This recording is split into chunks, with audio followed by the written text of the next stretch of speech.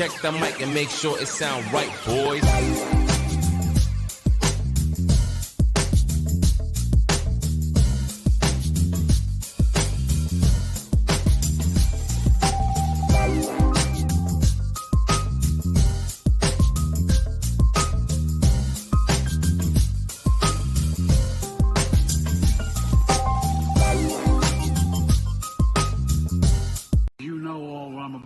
What I've said, and you know what I've done, and you know what we're doing, and I know what you're doing. And what you're doing is watching Talking with TalksALot, the live stream that you go to take a break from bigger live streams so you can realize how much better they are. Just kidding. Ha! Well, with us today is a wonderful man from down under, Mr. Grant Gregory. That's me, but the first part seemed a bit off, but yeah. Wonderful. How you doing, buddy? I'm good, bro. How are you? Yeah, man, super excited. Really happy to be on the show. It's been a while since we've had a chat one-on-one, so yeah, really looking forward to it. Hell yeah, me too. So before we were going to go live, I was going to share with Mr. Grant Gregory this new Dick's Division song, but I was boomering it so bad that you're going to get to see it now too. So, check this out.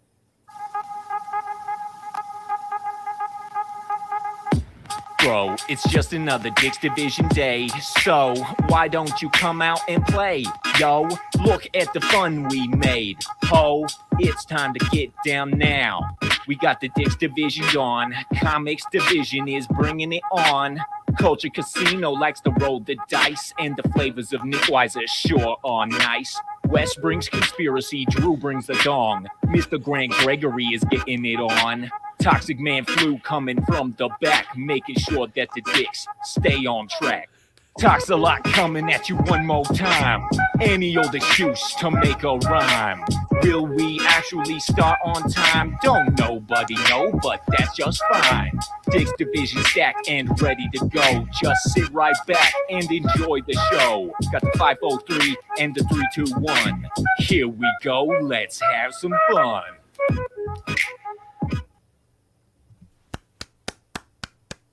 That is awesome, man. Thank you. It's the first time I've been in a rap song where I haven't been called a gamer word, so I like that. Hey. Yeah. Well, I'm happy to accommodate. I'm your first. Yeah. Let's turn to the chat. We've got Vince Womack. Greetings and salutations, sir. Omega Star Productions. Some douchebag named Sir TalksALot. Culture Casino says, why is his TV upside down? Because he's in Australia, bro. Everything's upside down. Listening sick from my bed. Well, I hope you get better soon, sir, because we need you back on air. We're missing those rants, buddy.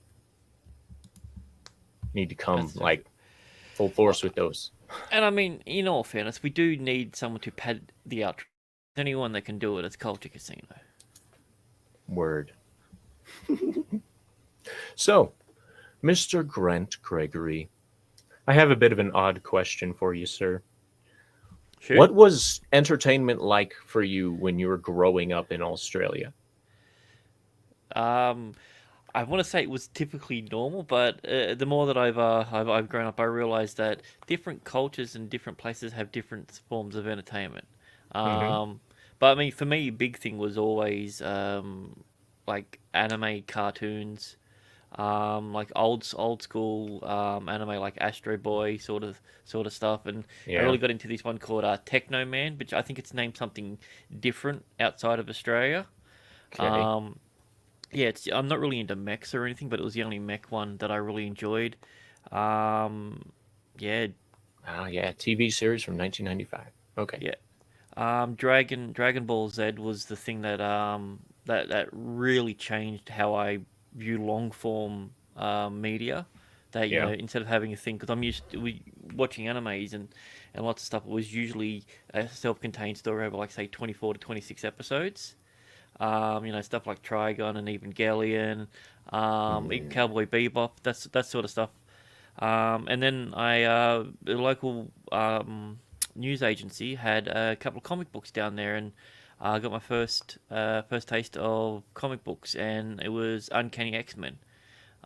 And how old were you when this When I happened? first got Uncanny X-Men, I think I was trying to think. We moved there in '94, so I would have been about 10.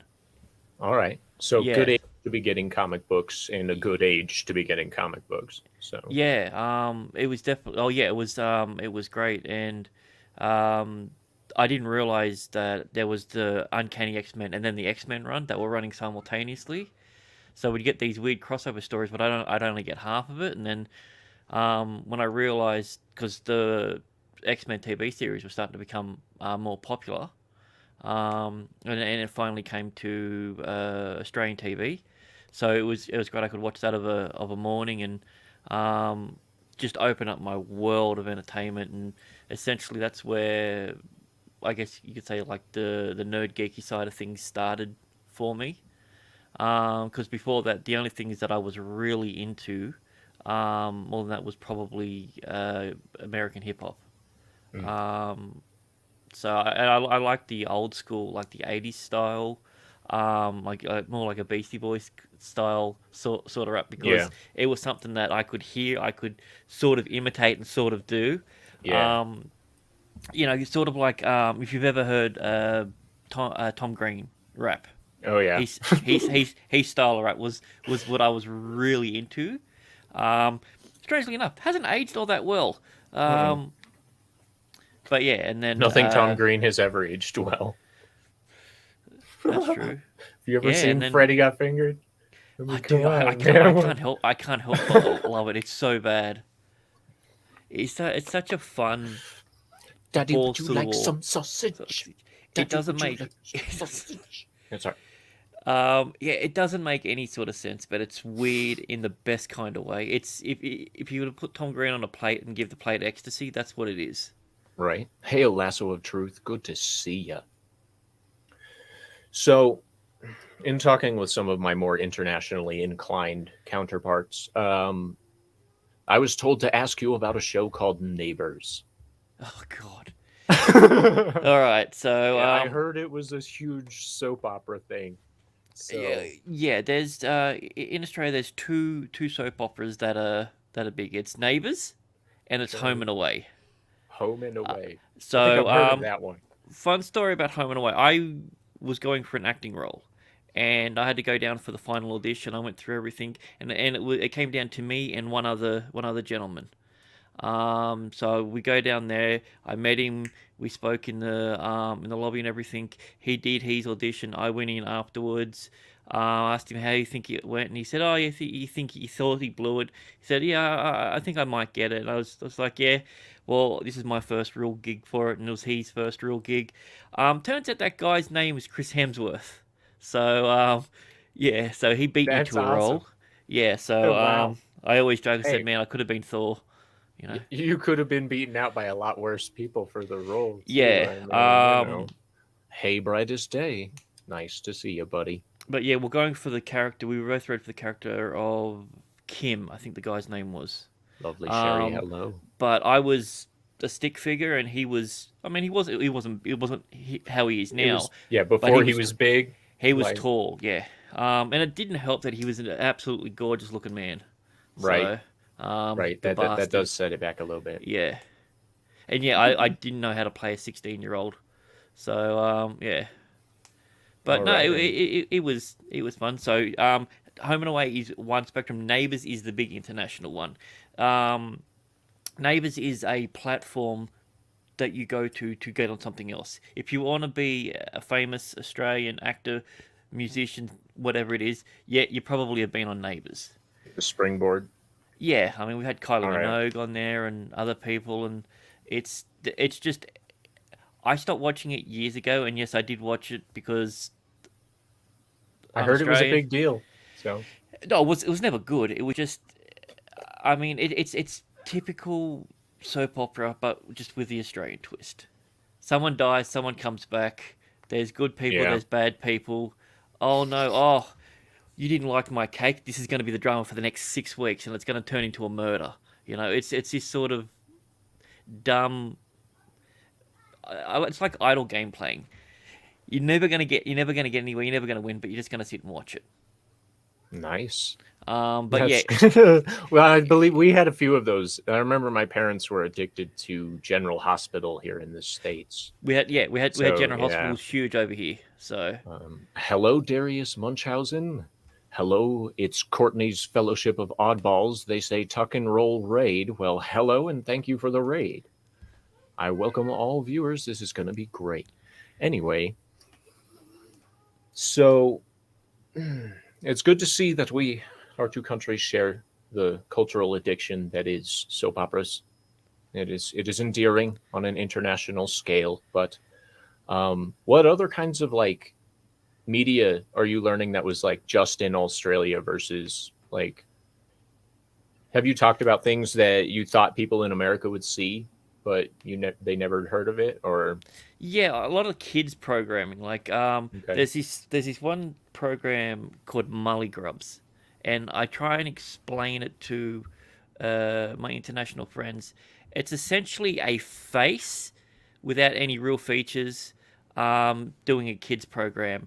It's extremely haunting, and I have no idea who thought it would be a good idea for kids. Yeah, it's That's great. yeah, it's so You know what they need? Trauma. it is like it's if you were just to Google search Mully Grubs. Actually, I was trying to see if I can find it. Just the face of the main chick on it is terrifying. So can you go to the room, So, Cindy and Dildo, hello, sir, says, just buzzing through. Have a nice one, lads. And don't forget, there's no such thing as Australia. Well, Remember, if we were all paid actors, I probably would have got that gig on Home and Away. So right? Right. Toxic Man Flu says, which one is the gay guy on the panel? You're not on the panel, Tox. So there is no gay guy here, homie. No that's homo. what we call in the industry a sick burn. Yeah, word. You know, if we could get the gay rascal in the chat, that'd be a great time. But anyway, so you had this really traumatizing kids show. That sounds like a good time. Anything else that's Did you have Mr. Squiggles? It's so squiggles? yeah, it's a puppet that does drawings on a board, Mr. Squiggle. And once again, going back to childhood trauma, the board was alive, and it would say stuff like "Hurry up, get on with," like, but he'd be in a really deep voice.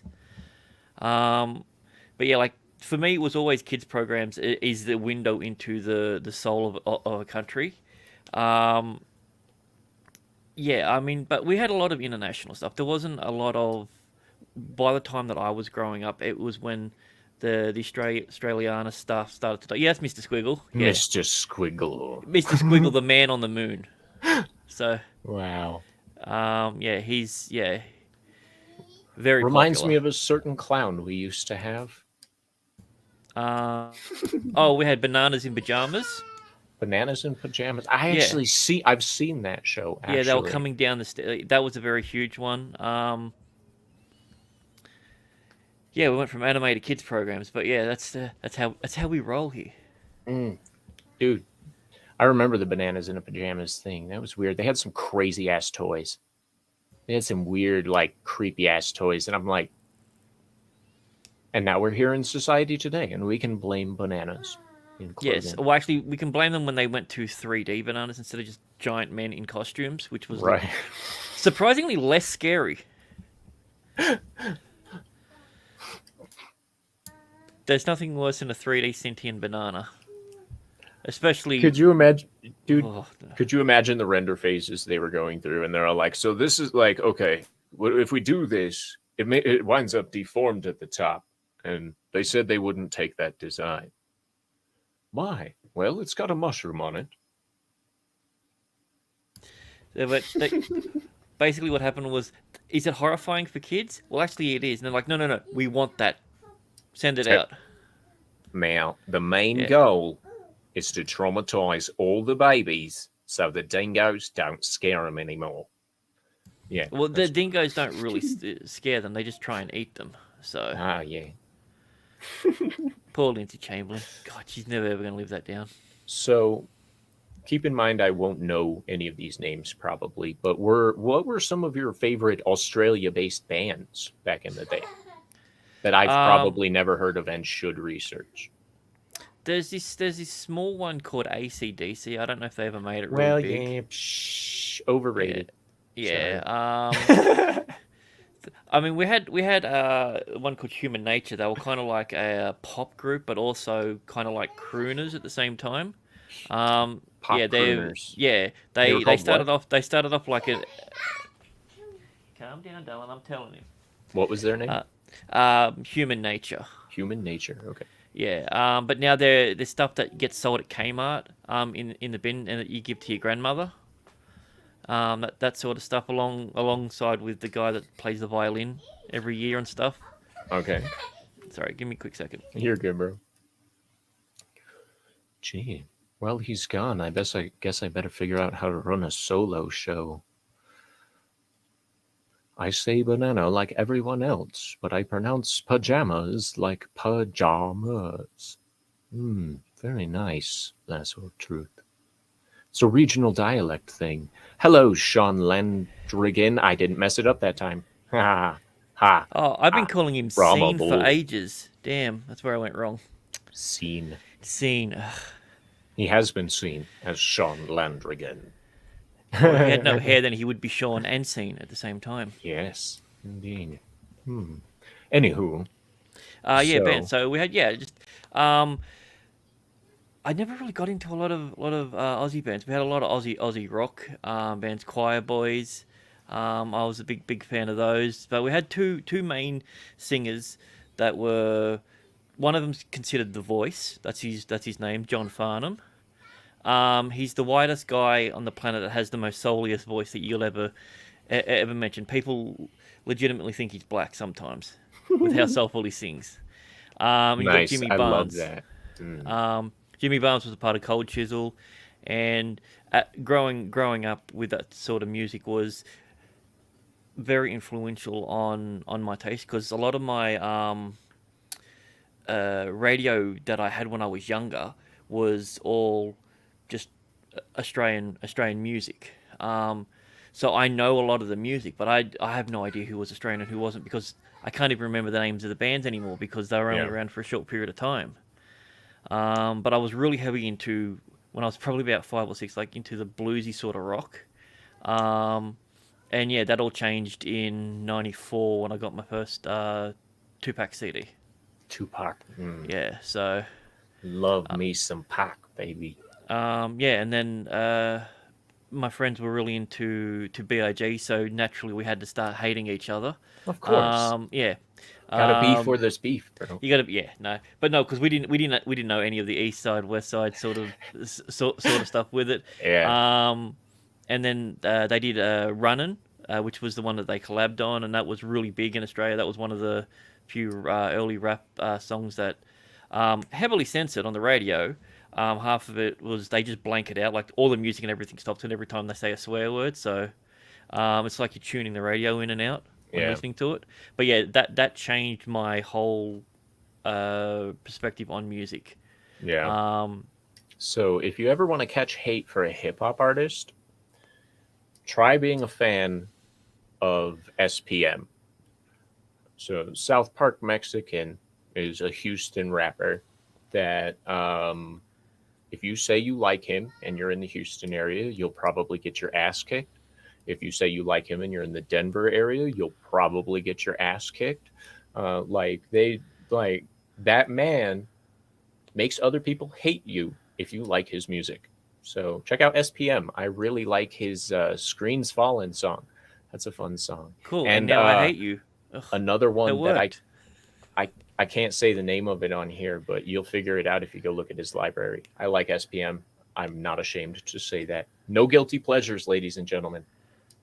No, I mean, I had a similar thing because back in the day, I would have considered myself a juggalo.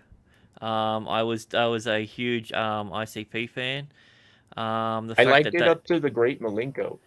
After Malenko, I was like, see, I think after the Wraith, once they finished with the Joker's cards, the Wraith was pretty good. Yeah, I think the Joker's cards albums were the things that I really, really appreciated.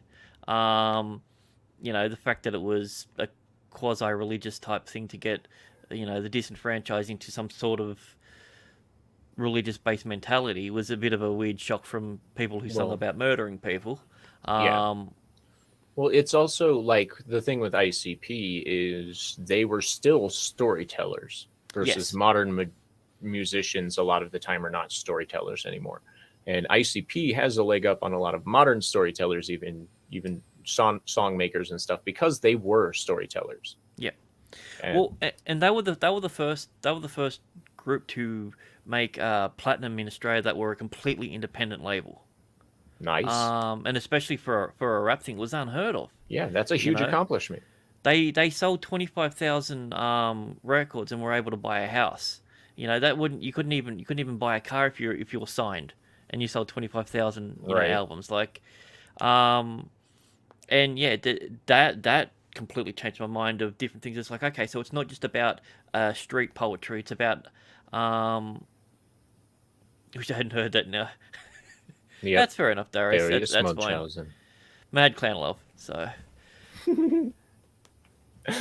We will not continue the conversation about ICP. But so when would you say in your life you realized that international media was taking over? Has it always been there? Yeah, or I guess we always knew, because our biggest TV series that were out here, stuff like MASH, and that was international. Yeah. Apart from the Australian soap opera and a few little things, everything that we got, all of our movies were international. The Australian cinema boom had already ended by the time I was going to the cinemas, and because we were only getting certain features, we didn't really get a lot. The VHS and DVD market was much more bigger, and that was they gave us a lot more choice. But I think probably once I hit high school, I realized that it's like, holy shit, everything that we consume is essentially North American. And then you find out that someone who's made a big who's not American, you're like, oh, that's interesting, and so you tend to gravitate towards that just because it's something different. Yeah. And then you grow up with this hate or angst or something about it. Just like, well, why can't it be us? To the point when you get to an adult, and you're like, there's an appreciation for it. There's a reason why America is the cultural hub of the world. It's because there's everyone there. You get that mix of everything, and I appreciate that now. But when I was younger in high school, it was just like I was not anti-American, but as anti-American as I probably have ever been. Just based purely and simply on the fact that they had control of the music, they had control of TV, they had control of that, and not realizing that it was just a weird mentality to look at media in general. Yeah. And how was it kind of shocking when you realized it was just one place in America that was actually producing all this garbage? Even though it was golden garbage still. See, because I knew Hollywood existed. I knew New York, and I knew there was a place called Texas and Florida. Or apart from that, I didn't know what else was in America. Right. I still have trouble with the geography. You have way too many states. There's a lot of Americans who do too. Yeah. If I wouldn't get copyright strike for it, we could watch the Animaniacs state song, but alas. I like the Animaniacs. Yeah, we Warner had those Brothers. as well, so. Yeah, just trying to think like. Yeah, I don't know. It was one of those weird things. Like the fact that most of my friends are international now. Like I spend more time talking to people like you, Culture, Mad Yeti. Shout out to the Mad Barber Boys. Right. And it's crazy, isn't it? Yeah. Well, I mean, and this was something that predates the COVID and or the coup, or however it wants to be worded. The unknown virus from an unknown destination, or whatever you want to call it. Because I was a part of online trivia league for about 4 or 5 years. So we did movie trivia, TV trivia, and that. And strangely enough, that is because I was in that. It's brought me to where I am here now with our circle of people. Because it was the first time that I'd noticed identity politics and everything infiltrating something like a quiz, and Yeah. how it was so prevalent, so important, um, that, oh no, this person, oh, it has to be a woman, it has to be this, it has to be. I'm like, but why? And I never understood. I never understood why. And um, with most things, if you're really good at it and you're doing stuff on the internet, you get accusations of cheating and collusion and different things like that. And it just became the first time I've ever really used the term a toxic environment. Yeah. And that was that. That was that. But it wasn't all bad. I got my best friend Sean Sandberg from that. From knowing that he's in Canada. Yeah. Well, that's Um, awesome, bro. So, what has it been like for you to get into the YouTube universe, and like was like getting into live streams, let's say, behind the mic. Let's, yeah. you know, behind the mic with Mr. Grant Gregory. Like when you first started up doing live streams and stuff, how did it feel? Like were you super nervous? With this modern stuff, no, because I had done stuff before where I did trivia and I was hosting trivia online. Right. So on my channel, if you go back a few years, I did trivia matches, and I did a few interviews with a couple of comic book creators, um, just to because I just wanted to talk to them. And Yeah. doing the behind the mic stuff, I like it more because I get enough time to sit and like research a person and find out, instead of asking them the same old questions that someone would get. Like, say for instance, if I had Robert Meyer Burnett on, which I'm Yeah. still hoping to get, it wouldn't be the same sort of questions that he gets in every interview, because I know the man, because we had a relationship before I was still a Right. part of this sphere. He was part of the reason that I left the old sphere, because of what happened to him, in Collider and all them people turning on him. Um, that was the quote unquote straw that broke the camel's back. So I have a lot more different questions, and I know history, and I like that idea of um, like interviewing. Like, I'm not too Yeah. sure if you saw Nick's one. There was a couple of times where he's like, "Dude, how the hell did you even know that?" See, I enjoy those kinds of interviews where the interviewer is willing to step outside of the normal um, script, if you will. And I have a thought right now. Like, have you ever considered bringing back the trivia thing, given the current circle that you're in? Because I bet you could have a lot of fun doing your own doing your own Yeah. trivia thing. Like, even if you worked it into the interview, like, Well, I definitely tried it on Foulball Productions. We did a comic book one, and I right, used an old match that I had, and yeah, it shouldn't have had Tom in there. It was Tom, and then everyone else's points you could have tripled, and Tom still would have won. yeah. Yeah, so Well, bring him back for the championship round at yeah, some point. yeah, but no, I definitely want to do it. It's the problem that I ended up having with it, because when I get into something, I dive really hard into it, and I was an extremely competitive person with it, and it became more about winning and not about what we were initially doing, just a group of friends getting together Gotcha. and um Competition RM, kind of took yeah, away from it. yeah, R&B said something. It's like it's no longer about what you know; it's about how much you can remember in a short period of time. Yeah. And then I went back and watched one of my other matches where I think I got one question wrong in the entire thing. Now I don't even know half the answers, and I'm like, oh, because at the time I was just cramming and cramming and cramming, and I used to do a thing called IMDb surf. I'd have on my board, I'd have 10 names, and I'd have to find a link to each of them by just clicking one page or one person on that, and then do that, and then remember it, and then, okay, I've done that. Now work my way backwards to do it. So I'd know Sylvester Stallone was in XYZ movie with so and so and so and so. Never seen the movie. Could tell you what the trailer looked like, because the trailers were always playing on IMDb at the top. Right. Um, and yeah, that's what it became about. It was just this intense focus on that, and then I got into the movie debate side of things. I had a lot of success with that. Ended up winning a couple of quote unquote championships with that, and went undefeated with that. But then I describe it as, it's like getting into a fight underwater by the end of it.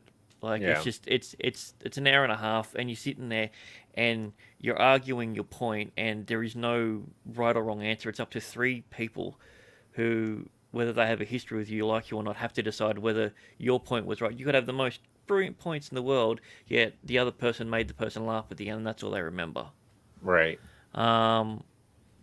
But yeah, I mean, That's usually how humans function, unfortunately. yeah. But I was good at hammering home a point, and that's where I had success with that. I mean, I'd love to be able to bring it back as a short term sort of thing, but I could never fully get back into it because I was a different sort of person, I guess is the easiest way Yeah. to describe it. Yeah. We all have those things that change us a little bit when we do them, and Yeah. sometimes you just got to take a step back. So I can understand that. That's why I stopped being a pimp. I just couldn't Yeah, handle the dude. back. Yeah. Ugh. There's only so many hoe slaps that you can issue before you're like, "Am I a bad guy?" And then you just got to reevaluate shit. But then the Yeah. answer is no, and then you slap yourself for thinking that. So yeah. This is true. This is true. Circle of They bitsteps. better bring the money. Tommy and the Guinea Pig Collective. Greetings, sir. So, what is your favorite? This is a stupid, cliched question, but what is your favorite piece of entertainment of all time? Okay, so that's way broader than I thought it was going to go. Of all, If I you could don't know. be, if you could, okay, so if you could be entertained by one musician, I'm assuming it's Tupac. Or but he hasn't really done anything lately, has he? well, nah, he kind of gave up Yeah. a little bit. Though that being back said, in the he's day, now but, he's you now know. actually released more songs since his death than he has when he was He alive. has, So he has. It's been productive. So. yeah. I don't know. So I'd want to go something like a really long form sort of thing, too. But if I could just consume one form of media, it'd probably be something like YouTube, because that'll give me just enough to be able to. Well, with 31 million choices, it's amazing that people find us. So, with 31 million choices, thank you for choosing Sir TalksALot and Mr. Grant Gregory. Ha! man. See that? That was a little like fan fluffing right there. I'm like, what's up, baby? Yeah, But anyway, you've got to get. I'm not underneath supposed to with the say that fluffing part. to- I'm not yeah. supposed to say that part out loud, am I? Damn. No, yeah. I can never remember. I always say the loud part quiet and the quiet part loud. Yeah, dude. It's really hard. Anyway. Yeah, well, That's what usually she that's says. the point of fluffing. Makes it hard. It is. So, It yeah. is. Yeah. I mean, come on. So, with the YouTube universe, is there anything outside of the normal sphere, like the Fandom Menace channels and the Dick's Division guys and stuff like that, that you would recommend to, say, our viewers? Like, I mean, I'm really big into mixed martial arts. Okay. I And- love it. I love it more. It's that and rugby league are my two favorite sports on the planet. and what channels would you recommend for those two things, honestly? The ones that I mainly go to, stuff like MMA on Point, is a great one. You'll find a lot of these have the word MMA in them. MMA Digest, MMA Weekly. Aaron the Dog is a guy I used to do a few trivia matches. We do once a year. We do a mixed martial arts trivia match. It's the only time I ever do any sort of competing because it's still something that that I love. I love everything about mixed martial arts, whether it's UFC, Bellator 1, PFL. I'm really into that, and the art behind the physical art. That's the reason why it's a martial arts, because it is. There's levels to everything. Like you see someone throw a punch, and depending on the style in which that they've trained, there's 100 different ways to throw the exact same punch, and different things. And unlike boxing, you have to be aware 100% of your time, because no matter what you do or where you are, you can be stopped. Yep. The slightest slip up, like an ankle roll, can just screw up your whole day. Yeah, You know? ask Conor McGregor. So, Yeah. Who was that Russian guy that was like pummeling his face really hard that one time? Oh, Khabib Nurmagomedov. Yeah. Yeah. You should put that name into a rap. So If I could ever pronounce it, I would. Yeah. You know how I am with names. I can't even pronounce American names. I'm all like that. Denise. It's Denise. Oh fuck. Ron. Oh, you done fucked up, A Ron. Ron. Yes, love it. Anyway. So what would your name be to that substitute? Ko-Rai? Ko-Rai? Oh man, Yeah. no, because it's a Y, so he'd still drop it like he'd be like Corey, and I'd be like, sup. Yeah. I've never heard anybody mess up my name except for Vince calling me Cody. I think that was Vince. What's up, Vince? Cody. Oh, okay. Yeah, my uncle called me Cody for like my entire life up until like the moment he died. He was like Cody, and I'm like, no, it's. And you went, I told you it's Corey. Oh, yeah, but sorry. It feels weird to correct people because I'm like, it's Ree, you know. Yeah, like, especially if you're ringing at them. Yeah. So it's anyway. That's all right. I've been in the same situation. I called this guy Michael for 10 years. It turns out his name was Samson. I couldn't have been anywhere close to it. Nice. He's all like, I'll take it. Whatever. Yeah. Wrong biblical name, but whatever. And I said, why didn't you correct me? He's just like, oh no, you're nice. And I'm like, yeah, but I was wrong. I feel like an idiot now. He's like, oh, I'm sorry. I was like, I said it's fine. And then I said, I'll catch you later. And then every now when I see him, it's still a struggle. It's just automatically because I used to call him Michael. Then that turned into Mike. Then Mikey. So yeah. Oh man, when I can't remember somebody's name, like legit, I just call them by like insert random like Western term, like catch you later, big fella. Yeah. Like if it's a dude, I'm like, what's up, bro? Yeah. What's happening, bro? Tato chip, something simple like that. And then like if it's a chick, it's a chick. Like, what's up, chick? That's like, really weird. Calling a chick sounds really weird because when I think of chick, I think of a chicken. Yeah. Well. Yeah. I would. You think I would too, given how many I grew up around, but. What, chicks or chickens? Yes. Okay, player. Those days are behind me, homie. I'm a clean, straight man now. Yeah, well, now you've shaved and everything. Yeah, I'm looking pretty rough in comparison. Nah, man, you just look like you're about to go bowling. You're good. Where's the money, Lebowski? That's a new one. Yeah, well, it's your shirt. It's the collar with how it looks. It looks like you're wearing a bowling shirt. I love it, by the way. I should put on one of my Hawaiian. No, this is my fluorescent. It keeps me safe while I'm jogging at night. Oh, yeah. Well, that's important, I have a buddy who's been hit by trucks twice walking across the street, and almost a third time the other night. So it's like, what the hell? Is his wife a truck driver? No. No, luckily he's single. She'd have killed him a long time ago. Dude, if you're gonna pick a fight with any vehicle, don't make it a truck. Make it it's an electric scooter or something. Something you can beat. A few £1,000s. Yeah, I mean it's the non-stopping force is the problem. Yeah. Well, if you play chicken with a train, it wins the game, as they say. Yes, indeed. I've seen that a few times too. Just south of where I live, I saw a cement truck pop itself over onto the train tracks on accident during an icy day. And the train came by and obliterated the fucking cement drum. And it ruined, of course, just stopped dead the engine. It was just like, bleh, it was gone. But it was fantastic. It was like worth the 3 hours I had to wait for them to clean it up so I could drive by. It was fantastic. Yeah. I saw a bloke throw himself in front of a train, if that counts. I've seen that too. Yeah. Yeah. That's a surprisingly little dark. Sprightly. Anyway, dude, he just... No. I thought he was trying to jump it. And I said, dude, he missed it. He was so close as well. Do a backflip. Dude, that's dark. Yeah, no, dark it could be produced by Zack Snyder. It wasn't black and white, and it wasn't very grainy. So. You're right. So anyway, back to entertainment talks. Let's see. So, is there any small channels that you would recommend people go check out? Oh, absolutely. There's this one I've been really getting into recently. I'll see if I've got the link here for you.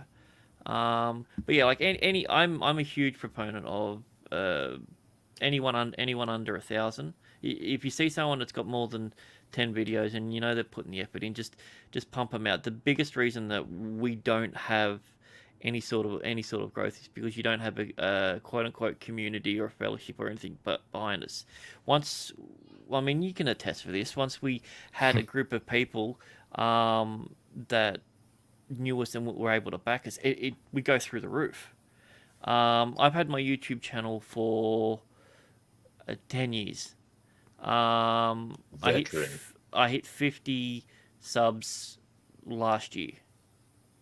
In 4 months, I went to 500.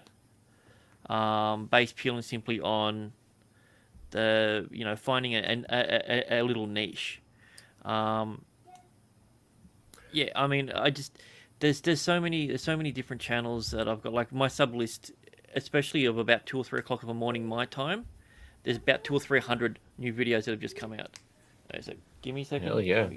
So, hail Superman if he wasn't scared of green rocks. He says, hail, release the Kraken. I'm assuming release the McCracken. Shared the link, and I have now subbed and notifications are on. Thank you, Superman. I'm glad to see you got over your geophobia or whatever they call that. That's good. Geodophobia, or is that the fear of Star Wars characters? That's something I'll have to research. I'll have to dive into the psychological annals to find out. I just want to know how the hell the Rock is sprightly. That doesn't make any sense. Stupid Star Wars. Bro, if I knew that writing a Rock as a character would get me like a fucking Disney gig, I'd have sold my soul back in the day. I'd have been like, really? Okay, let's do it. Now that I see it all, I'm like, that's dumb. Yeah, see, that's the big problem. What is this? When you're young, you need to sell out as quick and as fast as possible.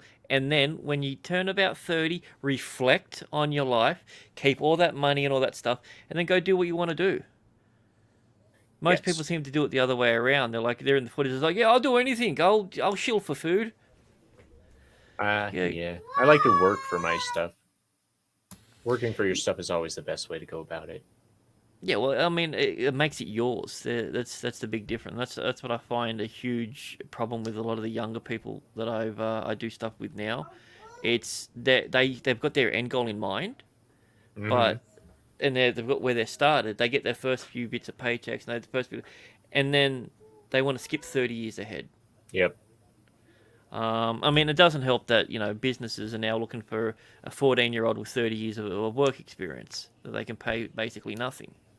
Yep. But yeah, that's the I don't know if it's the same over in the States, but that's the mentality over here with a lot of them. Over here, I would say the major mentality among the youth is I want everything handed to me. That I have met some very inspiring, hardworking young people, and I hope they survive the college atmosphere, especially in today's world. But I in my area specifically in Colorado, I see a lot of actual entitlement, and it's not the kind that you hear about in CNN news articles or whatever about like entitled rich white people. These people are actually entitled. They think everything should be handed to them, and it drives me nuts. And especially as a person who was chasing the college path of stuff, I was going after becoming a counselor. I was going after becoming a forensic psychologist. I was going to do jury analysis. If you've ever seen the show Bowl, that's a highly dramatized version of what that is. But I decided I wanted to do this. Originally, I wanted to be a voice actor, right? I was shooting auditions to Disney. I was shooting them to Warner Brothers. I was shooting them out to all of these indie creators.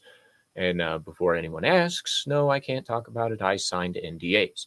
Now, moving on. I was what trying was in those NDAs? Stuff I'm not allowed to talk about. I don't even talk about the NDAs. This is confidentiality has been ingrained in me beyond anyone's like you don't even know. I keep secrets, man. Superman could trust my ass. What's up? Anyway, If he wasn't afraid of green rocks. if he wasn't afraid of green rocks. But anyway, yeah, like I was trying to sell out. And like the universe was like, no, you're not doing that. And then as things went on, I realized I don't want to be a part of that world. Like I was talking to Drunk 3PO, I was talking to Jay, and like he called me up on the phone and I was like, he was like, yo, you want to be a voice actor, right? And I was like, yeah. He's all like, sweet, get me a demo reel, set up a Fiverr, and we'll get it going. And like something in me wouldn't let me do it. And it was realizing that I don't know what industry is going to exist in the future. And I would rather make real human connections before actually venturing into what might be the entertainment of the future. And that is this. And if it weren't for people like Comics Division, Drunk 3PO, Mongo Big Thinks, you, Culture Casino, Nick Weiser, you guys have all just kept me going in this with the simple fact that I'm having more fun now than I was chasing the big corporate gigs. Well, Because I mean, that and was that's just a grind. I was doing that's what I'm saying. 250 fucking auditions a week. It was killing me. When you turn your love into a job, it becomes a hassle, Yep. and that's a problem. I mean, like my background, I went to film school, and I was gonna be a writer. It was all this sort of stuff, and it turned out the one thing that I didn't want to do at all there was the one thing that I had some skill in, that was editing. You're really good at it. I looked at it as just like, well, no, I'm the one doing the real work. That person's just putting it together. The editors are just glorified puzzle makers. I'm the Yeah. one coming up with it, and that was that weird mentality. But I love the idea. Like now editing, I guess, taking the same footage and the same piece, and you can edit it and change the narrative. Just so simple. That's such a brilliant thing. Like creating something from scratch is something that I've never really been able to do, but I've been able to uh, change or transcend a bit of media. Mm-hmm. And like, yeah, like having a before and an after for a product, for whatever reason, my brain works that way, that's better. So I've never really been able to draw. I've never really been able to sing or to write or anything like that. But if Me I've got neither. something in front of me, I can transform it. I can add a small amount of parts and make it better than the sum of its parts.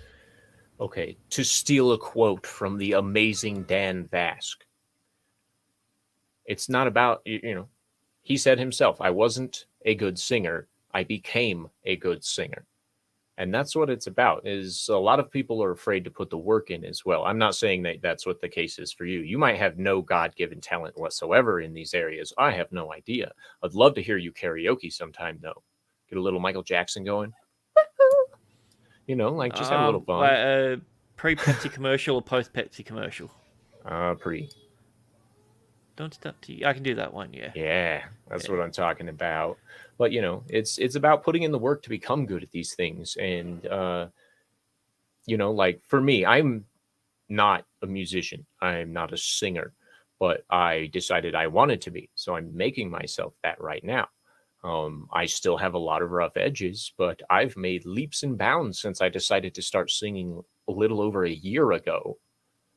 Dude, And as you know, I'm a fan. I was also happy to be your first paid customer. So hell yeah, dude. yeah, I that think I was still owe you a voiceover, by the way. it's all good, man. Okay. Yeah.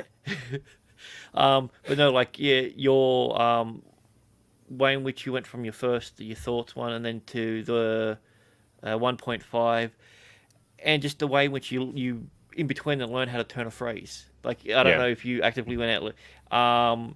The Patrick Swayze line still kills me. I love that one. I quote that all the time with my friends. So, but yeah, like and that's the thing. I don't know if you realize this, but doing hard work, that's hard work. Yeah, it's hard. It's in the name.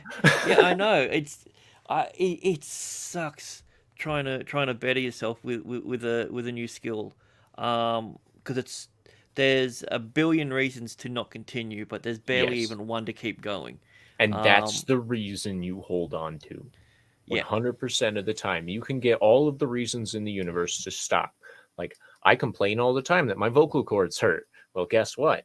It's too fucking bad because they're growing. You're expanding your ability. You gotta when hurt. when No when when you pain, when no you're gain. pumping iron, your arms hurt and everything. But yeah, No pain, no gain. it. I Like, don't like. We grew up with the mentality that failure is not an option, and I still always say failure yep, is not an option. It's the most readily available option. yep. And the idea to say that it's a failure is the absence of success. It's not. You can still succeed and fail at everything you do if you're going Well, about it wrong so mentally wise. yeah, that's the key to success. And I know I don't have like a billion subs or anything like that, but Wait, like let the me key to check. success is Not a dedication. billion. And a lot of people have a problem with doing the work. And they think if it's going to be hard, then it's not worth their time. Um, Everything is hard for humans Yeah. from the beginning. I mean, how many times did we fall over while we learned to walk? How many times did we fuck ourselves up as like clumsy ass teenagers? Like, how many times did we mess up at a job? How many, mistakes make humans? You're writing my book for me. Yeah. And you see, Yeah. the thing is we've also bred the idea that people need to be afraid of failure. And I And hated that because that it is, it's I think garbage. for me my biggest regret in life is that it took me 30 years to realize that I was a coward when it come to doing things. I would start something and something would get hard, and then I'd get huge gains early on, but everything plateaus before it starts to rise again, and during that time would be the easiest time to quit up, and that's what it was. I was afraid that this is the best that it would get, so I would be known as the guy who was mediocre at best, and Yep. the idea of that terrified me. So then I started something else. So I tried this, got to the same level, same thing happened. So then I did something else. Then I did something else. Then I did something else. And I know for me it was uh, an eye opening once you hit your 30s and then your mid 30s, and then coming into your late 30s, and then you see 21-year-olds. You're just like, dude, you don't. You're putting too much pressure on yourself to be Yep. able to do it. And then they do the things, and then they succeed, Yep. and then you just think, it could have been me, but I Yep. was, I was too afraid to, fail. Yep. And Um, see, failure is a learning option. It's a learning moment. Failure is a learning moment. That's what it is. And the only time you really fail, as it has been said, is when you stop trying. And I mean, um, brightest day, if you're still watching, you've run into some hard times, but I really hope you keep at it. You're fantastic at what you do. YouTube's an asshole and fuck them. I'm not monetized, so fuck YouTube. You want to take this video down? Fuck YouTube. Seriously. I mean, it wouldn't be the Like, first time I've been on someone's stream and the video got pulled. It happens to me on Robert My Burnet's one all the man, time. that's the beauty of being at the end of the stream, man. Ain't nobody Yes. watching anymore. Other than our actual guests. We ain't got no Yeah. YouTube bots. I didn't even get a porn bot this time, bro. That's surprising. I get those at 11 o'clock in the morning all the time. Last it was like, stupid bots. And I'm like, I know. 3, 2, 1. No Nope. porn, but yeah. Yep. But anyway, so we are nearing the end of the program because Talking with TalksALot is only an hour, and this was a fantastic chat. But do you have anything coming up you'd like to pitch? Yeah. So we got the Mad Barber Boys. We do our regular stream Street Smarts on Mad Barber, Mad Mardigan's channel, Mad Barber Entertainment. We've got Late Night with Culture coming up, I do believe Wednesday night, because he's just getting over feeling a bit under the weather. On my channel, I've got a couple of parody videos. I'm really, really leaning back into that old school skit parody style satire sort of comedy. So there's a channel that has Screen in its name that does a lot of terrible videos that we're going to be taking the ever-loving Mickey out of. And Nice. apart from that, you'll catch me on most likely yelling at park cars, today, and Nice. yeah, just bouncing around. Like I love this. This is what I do now. It's my unofficial job, YouTube, and once I can get to the point where I can start doing some more stuff on my own and start getting my channel to the point where it can start to earn things, I'll be doing a lot more edited content, and I think that's where I succeed better, when I've got the time to be able to jump down and edit. Like I did a little fun one on Culture's channel this morning. For his one with Doctor Strange, and I turned him into Batwoman. These are all just fun little, it's not like a Hollywood effect sort of thing, but just fun little edits that I like to do. And if I can meme my friends, then it makes it even more enjoyable. Hell yeah. Yeah. Sorry, I'm dropping your link.